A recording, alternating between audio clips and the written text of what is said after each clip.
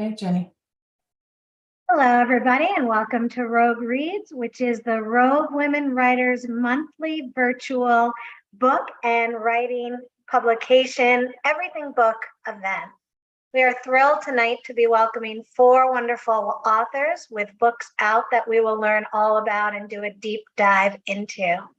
So with no further ado, I'm going to introduce each author and let them give you their, elevator pitch, logline, flap copy kind of description of their book. And then we'll come back and circle around with lots of questions for the authors. If you have questions, you in the audience, feel free to type them into the chat. And later tonight, I think we will get the wonderful special treat of a short reading from some of the books, maybe all 4 of the books.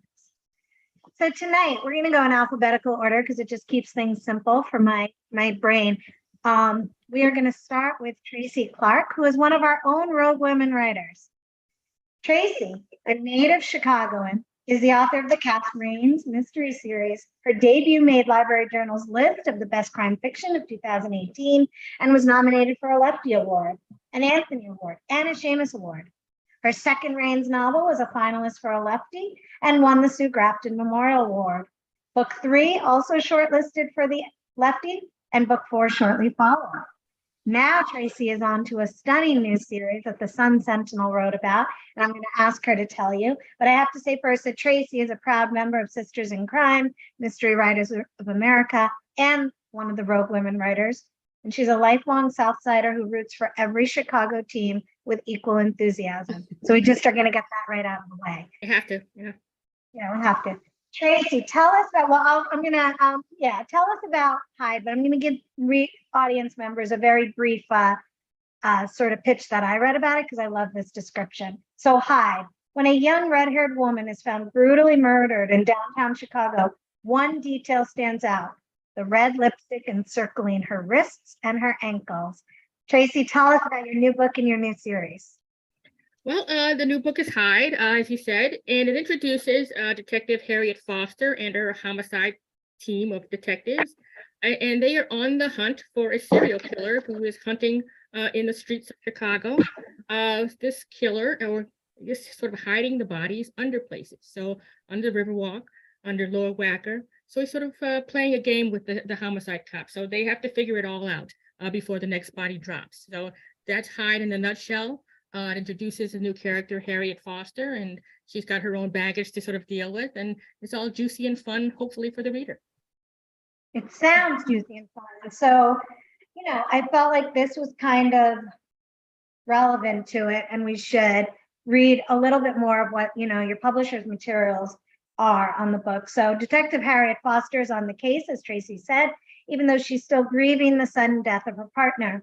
As a Black woman in a male-dominated department, Foster anticipates a rocky road ahead. And after another victim turns up with the same markings, Foster suspects she's looking for a serial killer. So it sounds awesome, TRACY. And it's neat. We're gonna talk about the launching of a new series, but let's introduce our whole lineup. So Elle Cosimano is a USA Today bestselling author, an International Thriller Award winner, and an Edgar nominee. Her acclaimed young adult novels include Nearly Gone, Holding Smoke, The Suffering Tree, and Seasons of the Storm. Elle's debut novel for adults, Finlay Donovan, is killing it. Kicked off a witty, fast-paced contemporary mystery series, which was a People magazine pick and one of New York Public Library's best books of 2021. I love that. 2 new Finlays have followed, including the third, which we'll be talking about tonight. Finlay Donovan Jumps the Gun. Elle, will you tell us about it? Yeah, thank you so much for the introduction. So I'm the author of the Finlay Donovan series, and these are, I guess the best way to describe them is they're genre-bending mysteries. And so you could imagine if a rom-com, a thriller, and a cozy mystery all got together and created a baby, that would be the Finlay Donovan series. They're an awful lot of fun. They're darkly comedic, and they essentially revolve around our protagonist Finlay Donovan, who is a recently divorced single mother of 2 small children. She's a struggling romantic suspense novelist who is having a very hard time making ends meet when we meet her at the beginning of the series. And when she is overheard discussing the plot of her overdue novel with her literary agent over breakfast at a Panera Bread, the woman eavesdropping at the table beside her mistakes the conversation, assumes Finlay is a killer for hire, and offers her an irresistible sum of money if she'll consider getting rid of the woman's problem husband. And so begins the series. And as you mentioned, next week, the third book in the series is coming out as Finlay Donovan Jumps the Gun. And so we continue on with the adventures of Finlay and her nanny sidekick Vero as they become embroiled in more murder mysteries. This is what I have from your publisher on that. So I think you encapsulated it. Finlay Donovan has been in messes before. After all, she's an author. We get in messes. And single mom, who's a pro at getting out bloodstains for rather unexpected reasons, but none quite like this. After she and her nanny partner in crime, Vero, accidentally destroyed a luxury car that they borrowed in the process of saving the life of Finlay's ex, the Russian mob got her out of debt. But now Finlay owes them. I mean, what a jumping off point. And I cannot wait to hear you talk about more of Finlay. Okay, moving down the line, we are so happy to welcome AUSMA ZEHANAT KHAN, who is a British-born Canadian living in the United States. Her parents are heirs to a complex story of migration, and as a former adjunct professor, AUSMA also holds a PhD in international human rights law. With the 1995 Srebrenica, did I say that right, AUSMA? You did, yes, Srebrenica. Really? That's the miracle of the night. Massacre as the subject of her dissertation. Previously, the editor-in-chief of Muslim Girl magazine, AUSMA has moved frequently, traveled extensively, and written compulsively. She is the author of the Isa Katak, Rachel Getty mystery series, and also of the Khorasan Archives fantasy series, which I think is so fascinating to have that cross, the two different genres blend. But Blackwater Falls, AUSMA's new book, sounds like it's like a departure in some ways. And so I'm going to read this description and then I'd love you to talk to us about it. So girls from immigrant communities have been disappearing for months in the Colorado town of Blackwater Falls, but the local sheriff is slow to act and the fates of the missing girls are largely ignored. At last, the calls for justice become too loud to ignore when the body of a star student and refugee is positioned deliberately in a mosque. Tell us about Blackwater Falls. Thank you so much, Jenny. Yes, Blackwater Falls is the debut of my new crime series starring Detective Inaya Rahman, who's an American detective of mixed Afghan and Pakistani background.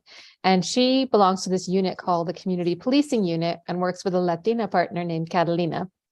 And they're called in to help answer community concerns when it comes to the murder of a teenage refugee from Syria, whose body is found in a gruesome emulation of the crucifixion pinned to the door of the local mosque. And this is the book that I wrote during the pandemic, so I often refer to it as my pandemic baby.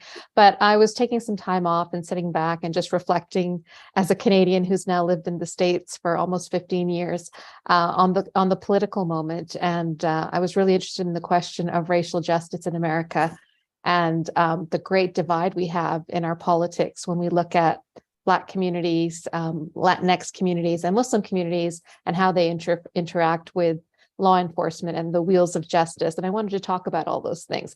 So I have this trio of women investigators, a Muslim detective, her Latina partner, and then a Black civil rights attorney by the name of Arisha Adams, who keeps the police on their toes and demands justice and accountability for her own community. Good pitch, an elevator speech, by the way. That's great.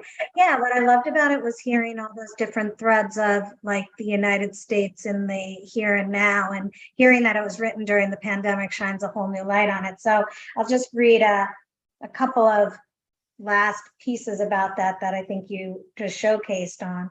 So Inaya turns to former colleagues, an attorney and a detective for help in finding the truth about what's going on in the town. The three have bonded through their experiences as members of vulnerable groups, and now they must work together to expose the conspiracy behind the murders before another girl goes missing. Sounds So intriguing. And the publisher says, delving deep into racial tensions and police corruption and violence, Blackwater Falls examines a series of crimes within the context of contemporary American politics with compassion and searing insight. That's a pretty good description. Thank you. Let's move on to James W. Ziskin, who is the winner of the Anthony and Barry Awards for Best Paperback Original, the McCavity Award for Best Historical Novel, and his books have also been finalists for the Edgar, Barry, and Lefty Awards. I think you took the line up, Jim.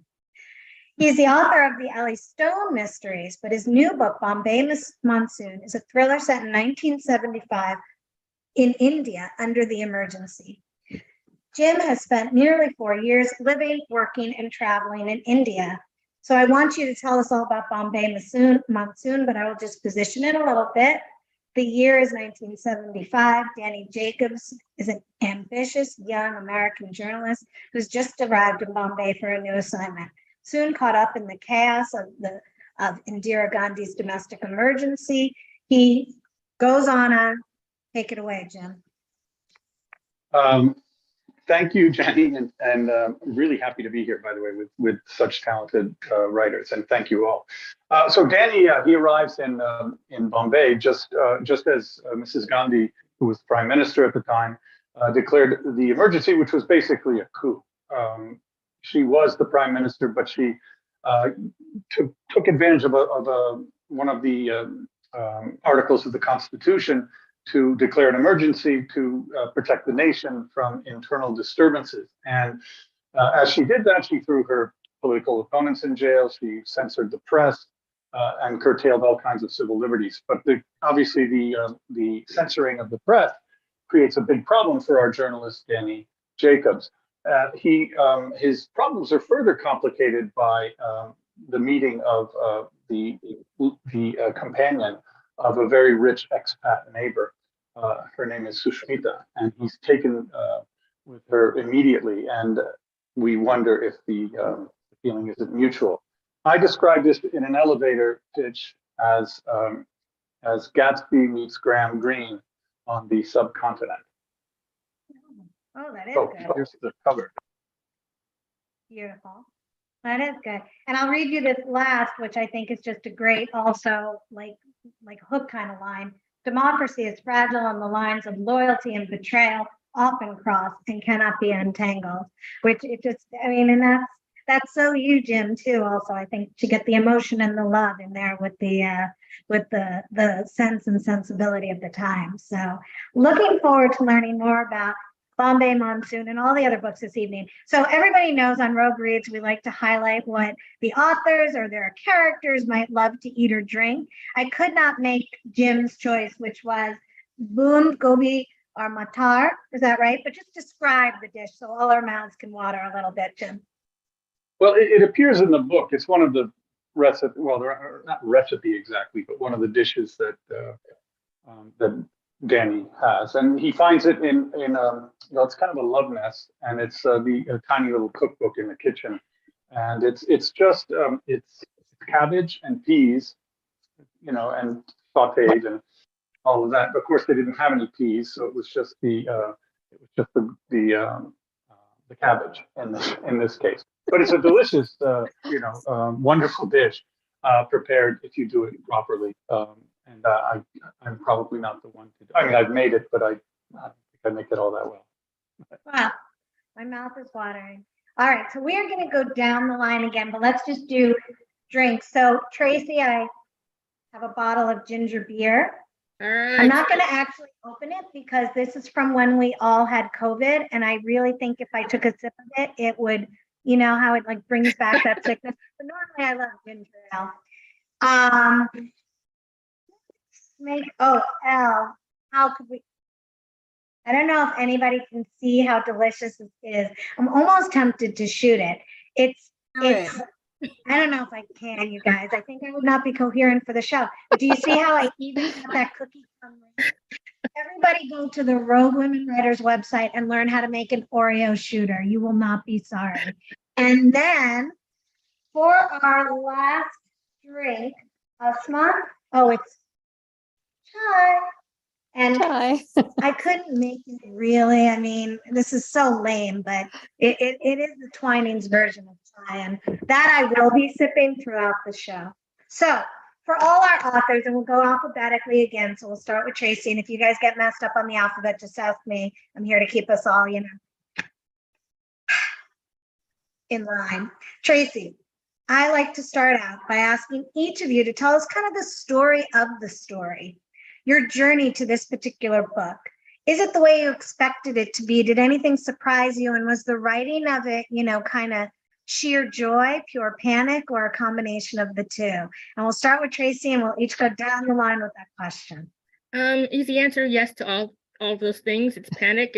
It's feeling good some days are bad. I'm a pantser, which means I sort of fly by the seat of my pants. I have no plan, no roadmap. So it's all panic. It's all fast moving until I get stuck and then I have to go back again. But I sort of start with an idea. I put a body somewhere, and then of course, my cop or my PI or whatever has to solve whatever the case is. The good thing about crime fiction is it sort of has a linear pattern. You follow lead by lead, breadcrumb by breadcrumb. And so it's sort of like an outline for a writer, but it's just not written down. So, I'm just sort of picking my way through. I put the body there, and then the detectives have to figure out how I got there, who put it there. Some days are good. Some days are not so good. Some days I write 5,000 words. Some days I write half a sentence. Some days I write half a sentence, and those are the days that you want to kill yourself. But that's the writing life. There's no rhyme or reason. It's just the way it goes. So, some days are great. No, but 5,000 words. You must need one of these after that. I was on a flight from Chicago to San Diego, 5,000 perfect words. I maybe had to throw out maybe 500 or so, but I had never had that stretch ever. And I haven't had it since. So I don't know, I guess I have to get on a plane and fly somewhere. But most of the time, it's maybe 1,000, 1,200. That's a lucky day for me. So, whatever it comes, and I have to sort of deal with it. Yeah, and it's interesting that you called yourself a pantser. So for some of the writers and some of the newer writers in the audience, writing by the seat of your pants versus following an outline. But as you said, Tracy, the crime almost becomes an outline. And what do you mean? Well, you know what? Police officers have a process, right? The body lands somewhere and they know step by step what they have to do, what comes first, what comes second, who touches the body first, who touches it second. So it's sort of having a roadmap. You sort of go forward on that plan. And for me as a writer, not knowing, what I'm doing, once I drop the body, I sort of follow the leads that the police officers lead. So that's how I get through it. I'm not sure how everybody else does, but it seems to work for me. Outlined lists. So far I'm gonna knock wood. I hope that stays. Well, Elle, I'm interested in your answer to this question because in many ways there's also like drops a body or a procedural aspect to Finlay. So please tell us about this book. Did it surprise you, cause panic, joy, all of the above? Oh, yeah. The origin of the series itself was totally surprising. I had spent almost a decade writing about and for young adults, and they were dark, angsty thrillers. And so I had not in any way anticipated writing the beginning of a series for or about a grown-up, and certainly not a funny one. But I happened to be in a very crowded Panera Bread with my two critique partners, brainstorming a particularly murdery plot point in one of the books I was working on when the woman at the table beside us, it became very clear that she was eavesdropping and probably misinterpreted the conversation. She got very uncomfortable and laughed. And we were all joking about it when someone posed the question, wouldn't it have been funny if she assumed you were a contract killer? And that was the beginning, the seed of the story. And I was so taken by it. It was like, this lightning strike moment. This is back in 2018. And I said to my critique partners, I said, one of you has to write this wild idea for a story. One of you has to write it because I really want to read it. And they said, oh no, Elle, this is your baby. You're going to write this one. And so it was an experiment, really. It was, it was something I had never anticipated doing. I wasn't convinced I could do it. it was so far outside my wheelhouse of anything I had written before. And but I found such incredible joy, the creative joy, and the process of trying something new, and something that wasn't under contract, because there's a certain freedom, creative freedom, that comes with starting a new project that no one has seen before. And so that process was just the first book was a lot of fun. It was very surprising. It was challenging because it was something I had never tried to do before. And Finlay continues to challenge me, because now I'm working on number 4 in the series and hoping we're going to go on for some time. So each book is a new challenge. It's a new opportunity to find a fresh angle and take the characters somewhere new. So were you a mystery reader? Like, did you have an awareness of the genre, or did you really have to learn from scratch? Well, I've been writing mysteries for many years, but they'd all been for young adults. So it was, really I had to kind of get out of my own way and recognize that the process is no different. It's all about exploring character and figuring out who needs to be telling a story, and who are they at the beginning of the story, and who do I need them to be at the end. And I'm asking all the same questions of them. They're just answering from the lens of an older, an older, maybe more world experienced narrator. And so I think the biggest hurdles I found were the ones in my own head, my own self-doubt. And once I was able to get past those, the process of constructing a mystery was very much the same, regardless of the age of the audience. Interesting. All right, well, that is fascinating. So, AUSMA, same question for you, the surprise. And, Blackwater Falls obviously goes to some very dark places. And so I'm thinking more along the not joyful line, but maybe I'm wrong about that. Yeah, I don't think any of my crime novels have been a joyful experience. They usually involve quite a bit of research, slogging, empathizing with the various characters, going down some very, dark alleyways to get to the truth of what I'm getting at. But I usually begin a novel by writing about themes that I'm interested in. So in my first crime series, which was set in Canada, I wanted to write crimes that were tied to a global human rights issue. And then with this series, I had taken a break from that, and I was thinking more about civil rights issues, what's been happening in the United States in the years leading up to the Trump presidency, and then during that presidency, and the fallout that we're still experiencing in terms of what that means for democracy in this country. So, just your usual light thoughts that you have over the summer holidays. And it kind of crystallized for me in a moment when, with the killing of George Floyd, and then the protests that swept the country afterwards, probably the largest protest since the civil rights movement. And it struck me that not only was our political discourse becoming so polarized and divided, but that there was a genuine inability to understand what people on the opposite side of a racial divide might be thinking about these issues. And so that got me interested in thinking, how can I put that across in a crime novel in a way that's gripping and interesting, and sometimes even lighthearted and entertaining? And I realized I would really have to do it through these different characters. And during the years of the Trump presidency, I had been rapidly following Twitter and expanding who I follow on Twitter so I could hear voices across the spectrum, Latinx voices, Black voices, Muslim voices around the globe. And I was watching this process of these small moments and movements of solidarity. And I thought, wouldn't it be so interesting to bring together 3 women from different communities who are all committed to the social justice struggle, but whose struggles have certain things in common and then are very different in certain ways, and watch them strike sparks off each other as they try to build solidarity as people inside and outside the police, and then put them in this kind of crucible of a small town where everyone knows each other and the police force is known to be corrupt and disregarding, not just disregarding the rights of minorities, but actively harassing and intimidating them. And then that will give me this ability to shine this racial lens on these issues, and then to have this diverse set of reactions to it, and see how the crime can be solved in that context. Because in that context, it's not just the murder of a teenage refugee from Syria. And in this case, the initial murder victim is very light-skinned and can easily pass for white.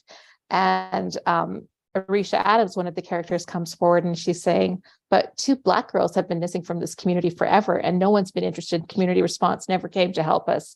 So why such a different response? So we get into all of those deep questions, and we get into the complicated home lives of each of these investigators. And we find out that my lead detective, Inaya, comes from a large, loving family. She lives with her family. She's still somewhat intimidated by her mother, like all good South Asian girls.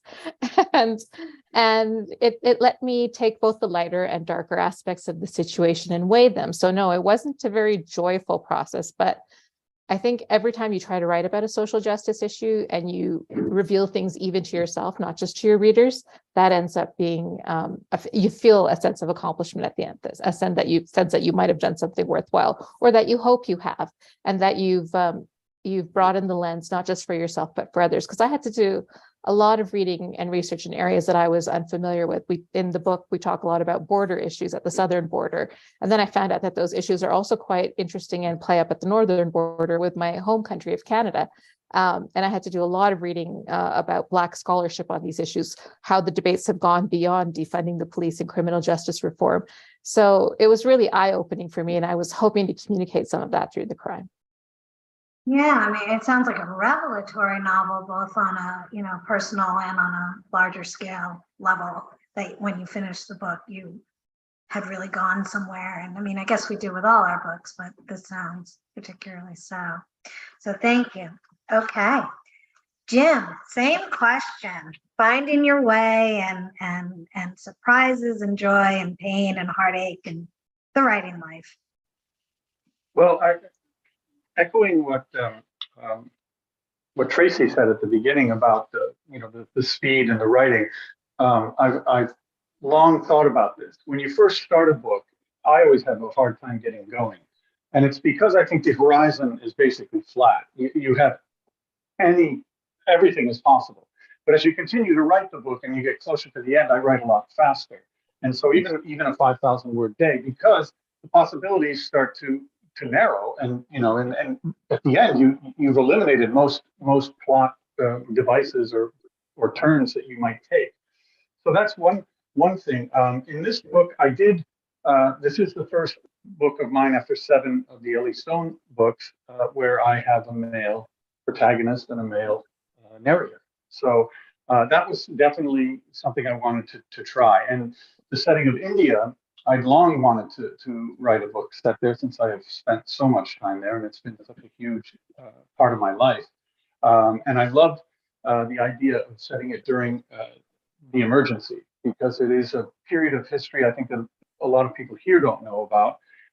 And it's just a fascinating time when you think of the world's largest democracy. Suddenly, it's not really a democracy, and anything but. I wrote this book during the pandemic.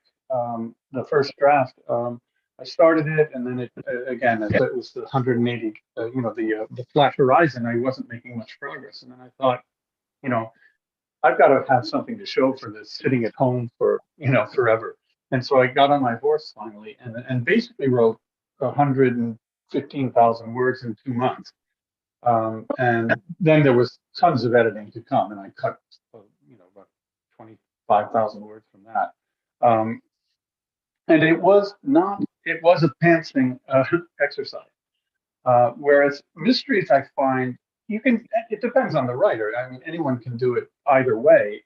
Some people, it just works better if they plot it, others if they don't. Jeff Deaver will swear by, the extensive plotting, and others don't. I traditionally plotted my mysteries, although less and less in recent years. But the thriller, I thought, kind of set me free, and I could just say, I'm just barreling toward a dramatic ending here, and I don't have to worry about a puzzle necessarily. There may be some mysteries or some secrets in the book, but it's not a puzzle that everything has to fit together. So, but another thing, and also to echo AUSMA as well, it's the parallels between Mrs. Gandhi's emergency and what happened not only on January 6th, 2021 in this country, where the attempt to stay in office failed, Indira Gandhi succeeded, but also in 1974 with Richard Nixon. Nixon went away. It was just a year before the emergency in India. And Nixon just didn't have the support, and he did go away. And I thought that those parallels, and my character talks about those parallels. Well, not the January 6th, of course, but the Nixon parallels quite a bit in the book. And I hope that the romantic angle as well adds a little something that you don't find necessarily in every thriller. This one kind of, I like to say, it's not a slow thriller, it's a patient thriller. Oh, nice. I like patient thriller, and I also love that idea of the flat horizon at the beginning, and it opens up, and then as you go through, you're in a channel to a tighter and tighter and tighter book that comes together. So I will So use don't that lose one. hope. Yeah, I would say to writers, if they would listen to anything I say about it, is don't lose heart. I mean, at the beginning, it's hard. It's hard for everyone, and you'll throw away a lot of stuff, and you'll make false steps and have to go back. But as you narrow the possibilities, it goes a lot faster. All right, so I think I'm going to go down the line with another question for each of our authors, and then I would love to turn to a short reading if the authors are game. Now, if anybody does not wish to read, really just raise your hand. As I said, lots of questions, and it looks like I think we might have audience questions at all. But Tracy, I've got to ask you because I've been just itching to find out. So you turned to a new series character, or I'm going to say series character, with Harriet Foster and Hyde. Before that, Cass Rains had won awards and I think you got the best PI novel for Cass Rains, award back first book. So please tell us about the creation of a whole new, world, and how this came to be and what it was like for you.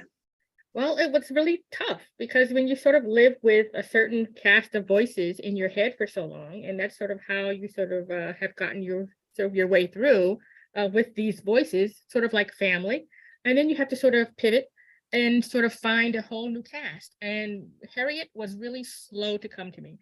Cass talked to me 24/7. I could be in the bathtub, at the grocery store. She's in my head talking. Her dialogue is always running on a loop. Harriet said nothing to me for the first 6 months.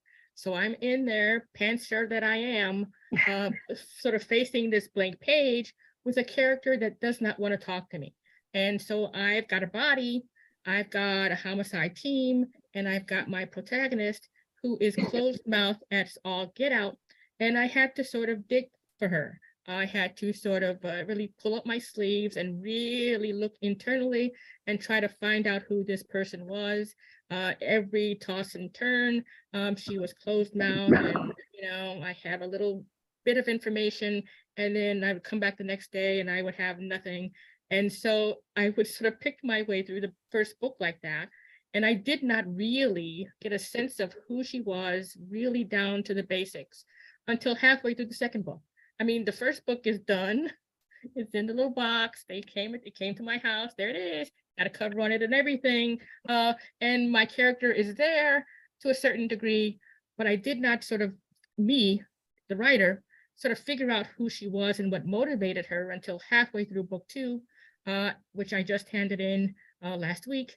And so the second book, we will have more of Harriet, but not a lot of Harriet. So she talked a little bit more, not a lot. I have to pull it. It's like pulling hen's teeth. I mean, it really is difficult for me. I'm not sure what her problem is. I mean, she's just not there for me. But anyway, that's what I got to do. So it's been slow.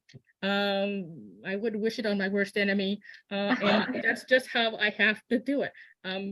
Hopefully by book 3 or subsequent books, I will know a little bit more about her. But right now, it's tough. That's really interesting. And it makes me think about maybe some of the character is that reticence to speak. Well, because when we meet her first off, she's got a lot that she's got to deal with. I mean, I'll give her that. I mean, she's got stuff. So I could sort of imagine why she would sort of be closed mouth and sort of be internal and keep herself to herself. But, for the writer, we have to kind of know what the heck's going on inside so we can sort of, let readers know about it, but so, you sort of put on that little helmet and sort of get that pickaxe out and you sort of dig. And I've had to do that. It's not pleasant, most of the time. And but I'm getting there. Maybe by book 17 or something, I will have a better idea of who she is. But right now, it's slow to come. Very interesting. All right. Well, Elle, I feel like this almost feeds into the question I was going to ask you about Finlay, which is that, there's a wit and a humor and a spark, and reading your prose, it feels like it kind of just rolls off your tongue or out of your fingertips. And I guess I want to know, is it as easy as that, or no? Is that an illusion? What's it like for you writing Finlay Donovan? No, it's kind of like Tracy said earlier, there'll be days when it all feels like it comes together, and there are other days when it's like pulling teeth. I tend to hold that red pen as long into the process as I possibly can. I'm sure, to the dismay of my editorial team. But no, I find that it's often for me a process of excavation. So I tend to overwrite those first drafts and put everything out there. And really what I'm doing is sort of whittling away everything that's unnecessary to keep the story moving, to keep it feeling pacey, to get rid of anything that could bog the reader down. And for me, it's hugely a process of revision, and I do the lion's share of my work through multiple rounds of revision, trying to make it feel effortless. So I hope it does. Yeah, revision is such an interesting topic, and I feel like we could do a whole panel on that. And I hope before the end of the night, we do get to each author's kind of feelings about revision. AUSMA. So with Blackwater Falls, clearly you go to some very dark places.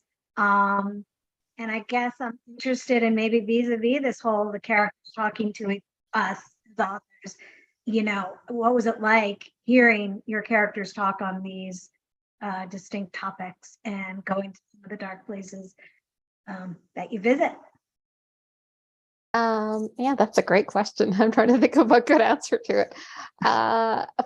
For me with Inaya, I think it's a lot like Tracy said with her first detective. Inaya was talking to me a lot, and I kind of had a good sense of what her voice would be and how she would think about issues and where she stood in terms of her values and how those values translated into action as a police detective.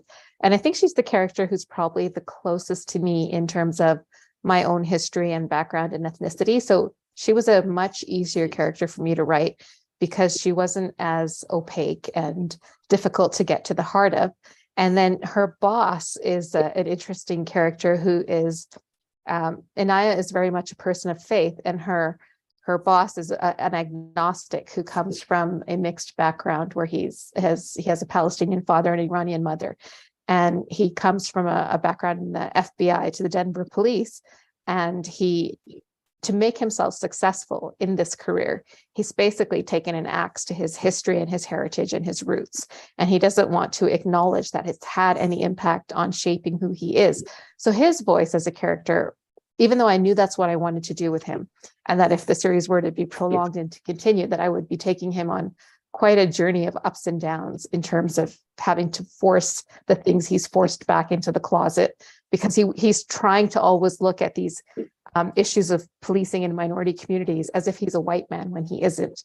And that gave him depths of complexity, but also things that I couldn't immediately access or figure out what his instinctive reaction to any situation would be, how he would react to women detectives on his team, for example, or how he would try to placate communities who were angry with him. And some of his interactions with the Black civil rights attorney, Arisha, in the book are some of the most fraught in the entire story. So that took a lot more thinking. And oftentimes I would write entire chapters where he'd be saying all these things, and then I'd come back to them and go, that's too much. Nobody would talk like this. Nobody would be so walled in on himself. And then with Catalina and Arisha, again, I had to find a way to make them individual, not emblematic of entire communities, but people and individuals within those communities who might be plugged into some of those deeply troubling and heartbreaking issues, but who still had all the individual quirks of music that they like. And in Kat's case, she loves strawberry milkshakes, things like that. And you really have to, some of it is purely invention, but some of it is like deeper thinking about how would this person go through their day before they even appear on the page, and what are they carrying with them and bringing into the investigation. So sometimes that's a very joyful process. It's fun.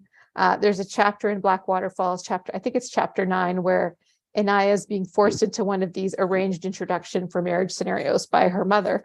And it's a deeply humiliating experience for her because everything about it goes wrong.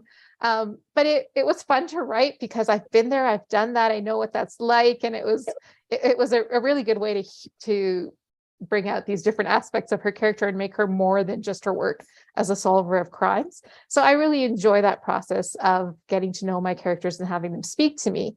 And when I began writing crime fiction, I had first read a writing kind of manual by Elizabeth George, a book she'd written called Write Away, which was kind of like, here's how you write a crime novel. And I just found it incredibly helpful because she had laid out what she does, creating a running scene outline and these deep character sketches. And, for my first 5 books, I followed that model religiously, and it really helped me understand how you flesh out characters, make them live and breathe on the page, and make them more than just what I call crime-solving machines. And then by the time I got to Blackwater Falls, that process had become more natural and more instinctive for me. So I didn't have to do as much preparatory work. And unlike James and Tracy, I'm much more of a plotter. So I do a very, very thorough outline before each book so that I don't make as many mistakes, basically. That book by Elizabeth George is great, and it makes me think we should all give a writing craft book recommendation, but right away. Yeah, that's wonderful.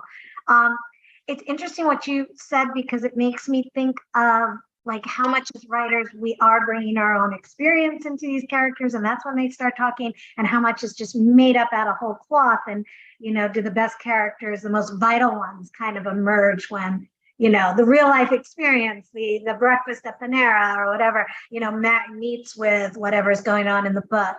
But Jim, so you have a trio character. I feel like some of what the authors have been saying is going to be coming out of Bombay Monsoon as well. And the trio characters you have, and there's a love interest, and then there's a fish out of, a newcomer, and talk a little bit along these same lines. Yeah, well, Danny obviously is the main character. He's the narrator, and he changed a good deal from the first draft. He was, I think my brother read it and told me, well, he's not very smart, is he? And I realized he was right. I wanted to make Danny kind of just not your typical, super uber kind of character in one of these thrillers, but that's one thing. It's another to make him kind of dim, and apparently that's what I had done. And he had some of my worst habits. He really did drink too much, and actually, based on my own experience in India, so much of his life was trying to figure out, where is my next drink going to come from, because liquor is so expensive in India because of the import duties, imported liquor at least. And so I really toned all that down. I also got Danny running. He goes out running at least 5 miles every day.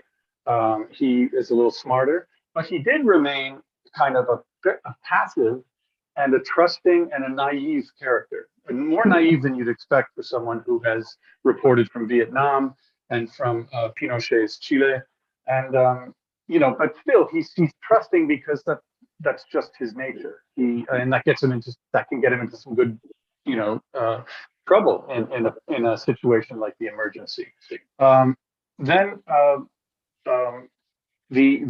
the other 2 characters, the main characters, I guess, would be Sushmita, who I mentioned, is the love interest, this kind of beguiling and just fascinating, spirited woman. I really hope I avoided, the stereotypes that you do see in some of these expat thrillers, where the local love interest is just a cardboard beautiful woman. That's not the case here. And then her lover, her companion, a much older Belgian expat named Billy Smets, and really takes a real liking to Danny. And he's kind of takes him under his wing, all the while, this romance is kind of brewing. So that was really a lot of fun to do, and it really drove the plot quite nicely, I thought. And, you know, does anything happen? You'll have to read the book, but it certainly doesn't happen right away because that would kind of spoil things. I always say in writing a book, my goal is to put off the end, and I'm sure I'm not the only one who's ever said this, put off the end as long as I can, all the while continuing to keep entertain the reader, but put it off as long as you can. So that's how I approach these characters. At least. I don't know if that answers the question, Jenny. Yeah, no, it does. Put off the end, and that's a means of sort of complexifying the story because as you put it off, more layers are. Who was the most difficult character to write? Was it hardest to get Danny to go from dim to, you know, whatever, and or maybe like you said, you wanted to make not a cardboard cutout and a more multidimensional character. So yeah, no, I think Danny was the hardest. Sushmita came quite easily, I think, to me. She, you know, there are questions of is she who she seems to be? She's got a lot of privilege because she's living with a very rich man, and yet she also suffers a lot of prejudice herself. One of the main themes that I explore in the book is the issue of colorism in India, and so she is what, as Danny describes it, what the marriage classified ads in Indian newspapers at that time might have described her complexion as dusky. And dusky is just a euphemism for dark, which you know, traditionally that's not the ideal beauty in a place like India. And so she has real issues with that. And I think they're quite, I explore them as deeply as I can as somebody who doesn't have that issue, but that Danny is nothing if not you know, willing to listen and understand and admit when he's wrong. Again, that's a big part of his you know, his personality that maybe goes along with the trusting and the naive. But I'd say no, Danny was the hardest one to get right. interesting. All right, I know that our audience would love it if we turn to some readings. Tracy, do you have an excerpt you'd like to share? Really, it can be brief. Okay. Yeah. Right, I've got about 2 minutes.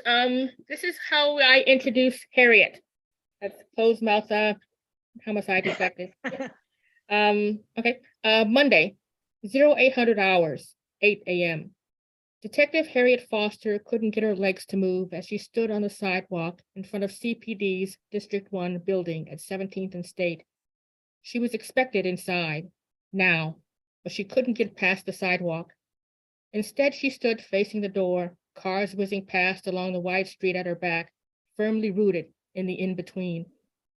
This was her first day back from leave, the first day on a new team. There would be a new boss, a new desk, a new partner. Nothing she felt gave her any indication that she was ready, not one single thing.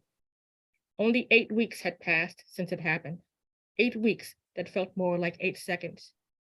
She inhaled deeply and held her breath for a long time before letting it out slowly, but the building was still there. Cops and non-cops going in and out. Through the windows on the ground floor, she could see the uniformed cop standing at the metal detector just inside. He was watching her, definitely accessing her threat level. Weird Black woman standing on the sidewalk, watching the building, friend or foe. Nothing in his level stare indicated that he was taking his assessment lightly.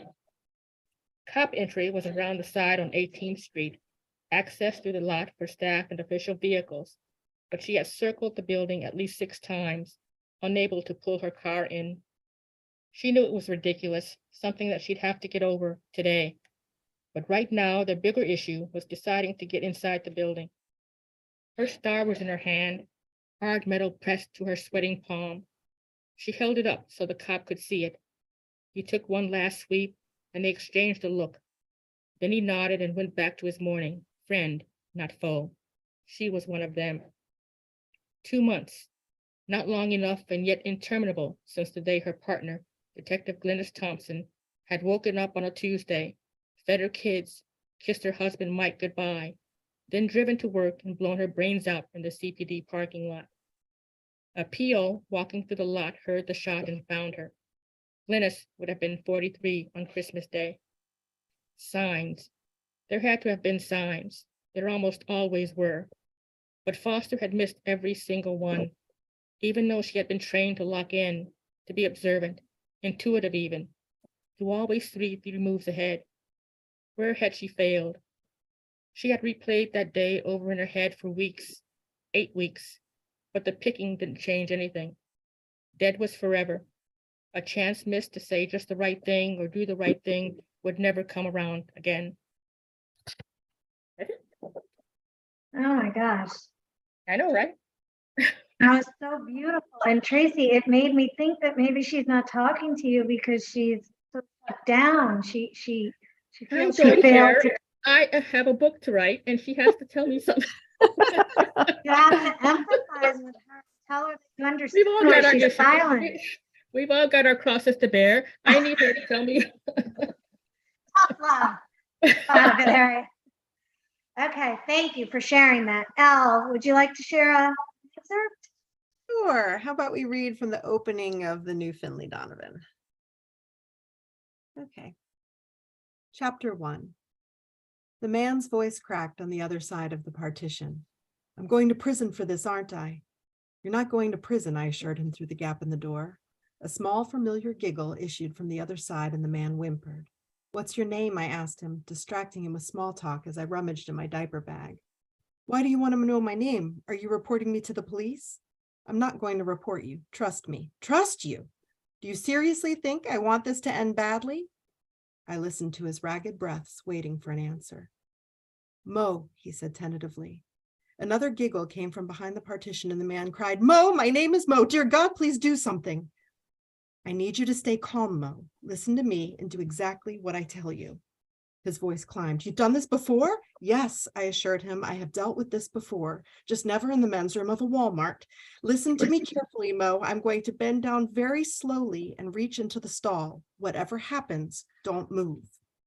Mo started hyperventilating in earnest. Wait, you're going to do what? I really don't think that's a good idea. There must be some other way. There is no other way, Mo. Are you going to let me help you, or do I need to call someone to unlock the stall door? Don't call anyone, he begged. Do whatever it is you're going to do, but please hurry. I eased to the floor, cringing as I pressed my palms to the sticky tiles. I didn't want to think about what might be growing in the grout between them as I lowered my head and peeked under the partition at Mo's feet. His slacks pooled around his ankles and a pair of Argyle socks were drawn high over his calves. My son's light-up Buzz Lightyear sneakers flashed a few feet in front of the man. Zach, I pleaded as he babbled and grinned at Mo. Come out of there right this minute. 30 seconds. In the 30 seconds it had taken me to relieve my bladder, my toddler had managed to slither under the door of my stall and slip out of the women's restroom and into the men's, probably on the heels of some unsuspecting young person who had never been responsible for small children or zoo animals and hadn't had the forethought to stop him. Zach laughed as I groped under the partition for him. The baggy hem of his overall slipped from my fingers as he retreated deeper into the stall. He's coming closer, Mo shrieked, his knees clamping together. No, stay back. You don't have much experience with children, do you? No, why would you ask that? Just a hunch. Well, I think any parent can probably relate to that. Is it as much fun to write as it is to read or hear read aloud? They are super fun to write. And actually, I'm especially fond of the audio editions of these books. We have the most wonderful narrator, Angela Daw. She does every voice from child to, every secondary character. She's just, each one is distinct and she makes it such an entertaining experience. And I absolutely adore them. So I wholeheartedly endorse the audiobooks of the series. I think they're a lot of fun. Well, that's fun. Okay, well, thank you. AUSMA, will you please read us an excerpt? I will, but it will be very short. I was going to read a longer one, but I think I'll just do the first page, the opening scene of the book. And this scene is from the perspective of the killer. No death could have been more profound. The girl's face cold, the injury precise, the small town waking to grief on Sunday. He'd framed the death as poignantly as the image that had inspired it. The girl's arms wider than the heavens, the gold and crimson shawl falling to her shoulders, her head held in place by a scarlet ribbon that swept across her nape to loop around her pale white wrists. A separate ribbon bound her feet in their neat red shoes, her legs locked together at the ankles, her blue dress hitched up. No fresh blood, but even with the missed detail, perhaps this served her better.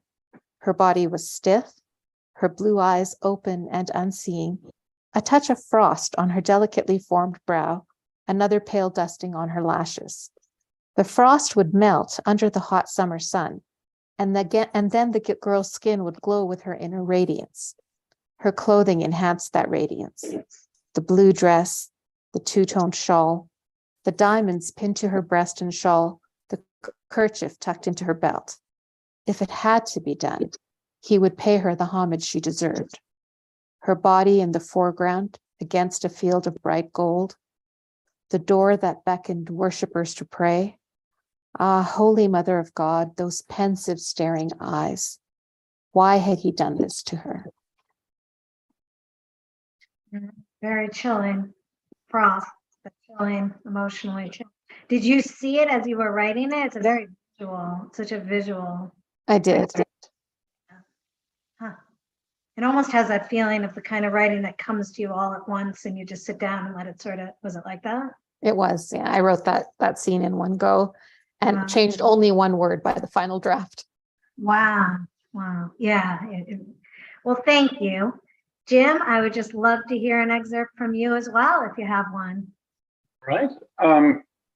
This is the first meeting between Danny and Sushmita and Willie Smets as well. So he's just met Willie Willie throws these great parties that are all the expats go to. So he gets invited. So this is their first meeting. And I'm cutting halfway through his meeting, Sushmita. I suspected she was laughing at me, at my awkward attempt at sophistication. And each smile, every spark glinting off a tooth, and the curl of her lips only made my discomfort more difficult to hide. I took a sip of my whiskey, which dribbled down my chin. "What are you doing in Bombay, Mr. Jacobs?" she asked, shifting her weight from her left foot to her right, opening a narrow space between her hip and Smets. My eyes betrayed me again. Without realizing it, I glanced at the bare skin of her waist, where the fabric of her sari wrapped around her middle. She uttered a soft cough, trying to act as if I hadn't been ogling her. I told her I was a reporter for UNI. How interesting, she said, and those brilliant eyes fixed on mine, a mischievous smile on her lips. "Can you tell me about that without spilling your drink?" But in that moment, I could think of nothing remotely interesting to share with her. Instead, trying to calm my nerves, I tapped the roll of film in my pocket, the one I'd been carrying around for days, the one with the bomber I'd interviewed, the one I was so afraid to lose that I kept it with me always. I put that thought aside and told Sushmita I worked at the UNI bureau in Fort on Firoz Shah Mehta Road. "Of course, I know the place," she said. "Have you tried the pani puri from the chapwala outside?" You mean that guy who sells food in the street?" I asked, "with all the flies?" "That's the one. And don't worry about the flies. You're going to get Delhi belly sooner or later. You might as well be done with it." "Now Mita and I must attend to our other guests," said Smets. "We're off to Pune tomorrow for a couple of days, but don't hesitate to let me know if you need anything when we return. A gas cylinder, a driver, liquor, anything."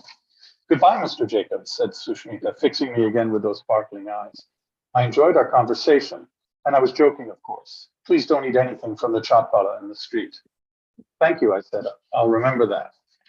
Smets led her away. I watched them go. More specifically, I watched her go. And, just my luck, she threw a glance over her shoulder in time to catch me contemplating the swaying backside of her sari. Thank you, Jim. So we didn't even get to talk about your travels in India, but clearly this is a setting and an environment that's very alive in your writing. Oh, would you like me to talk about it? Just, I mean, I brag about the fact that I've made 56 separate trips to India in my life.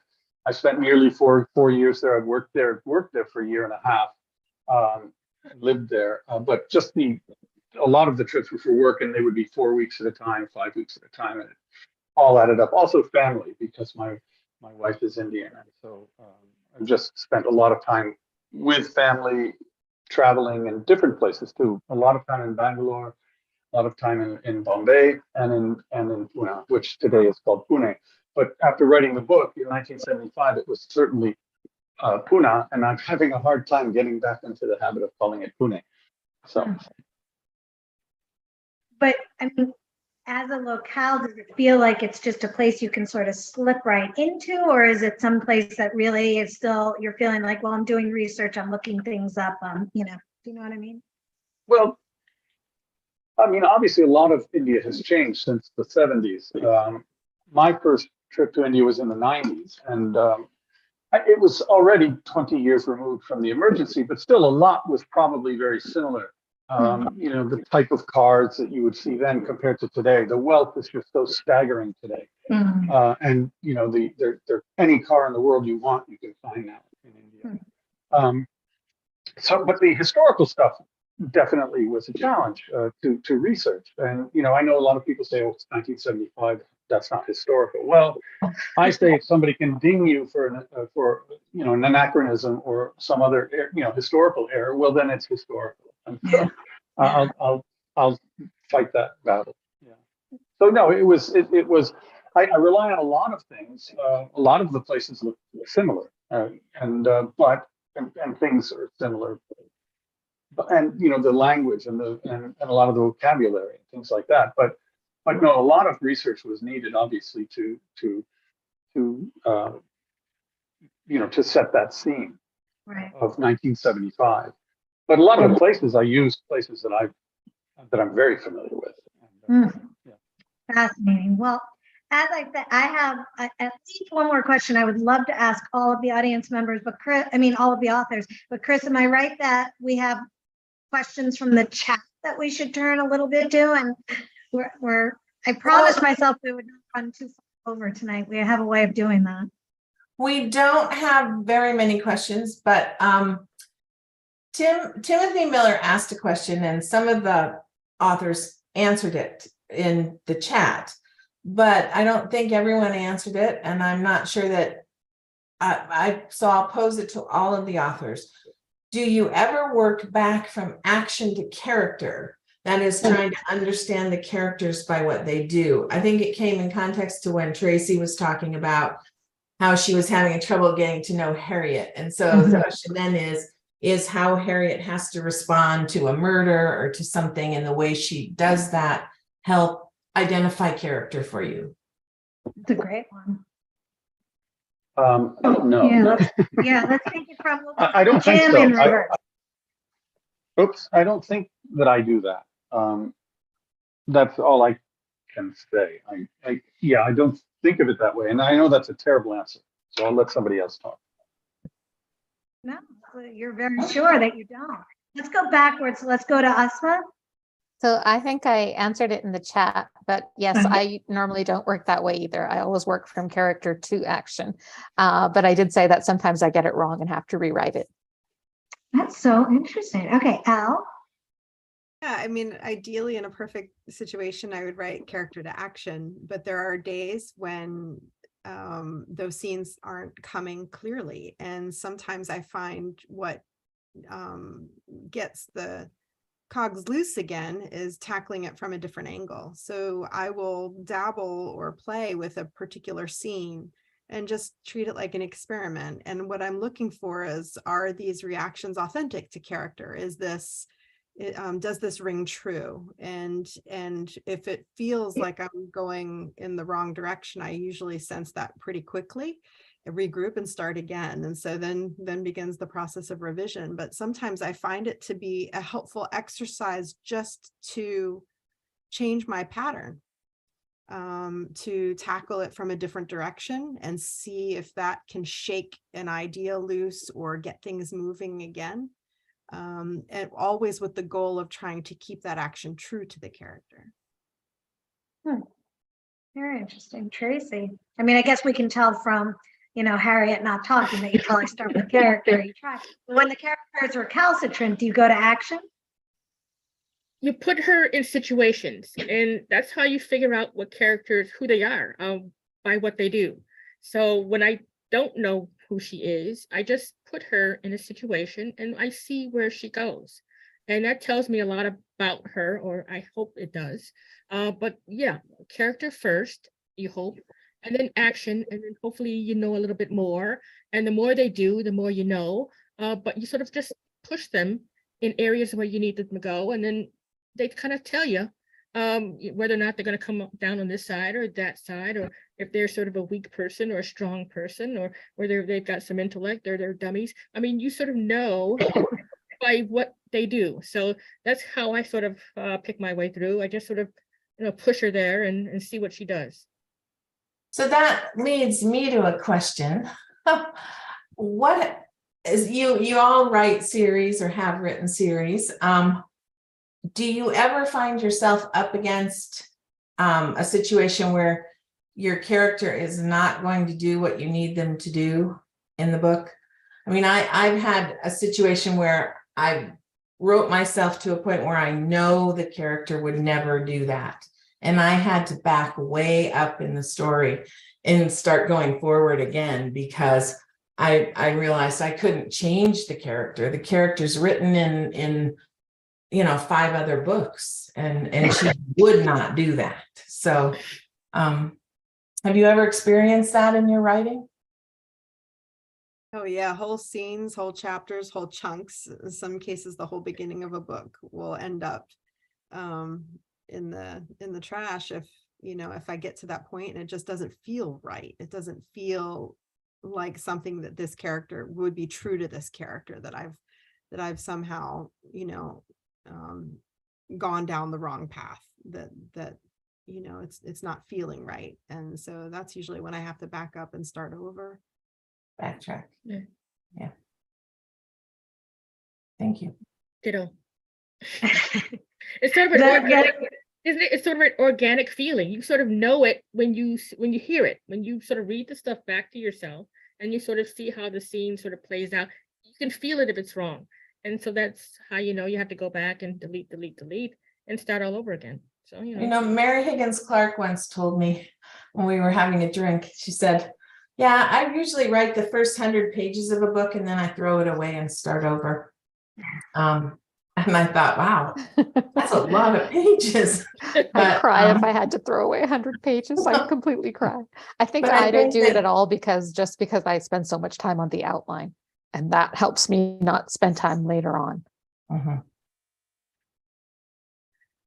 So I would love to ask one more question if I can, just because I feel like there really is a theme, a parallel through all of these authors' works. And then I would think it might be a very fun way to end the evening if each writer would give a recommendation for a book on craft. I'm inspired by AUSMA, you talked about right away. So if you have one that you love, please share it. But the question I'd like each of you to answer, if you would, you all deal with sort of, and you hinted at this with, you wrote the book during the pandemic and there was a Trump administration. And so you all deal in different ways with issues that are not, issues that are braided right into the story. And it could be issues of color, or issues of systemic injustice, or issues of parenting in an impossible country to parent in, or issues of being an expat or living in another country. Could you all talk about, how you keep these books so lively and the prose so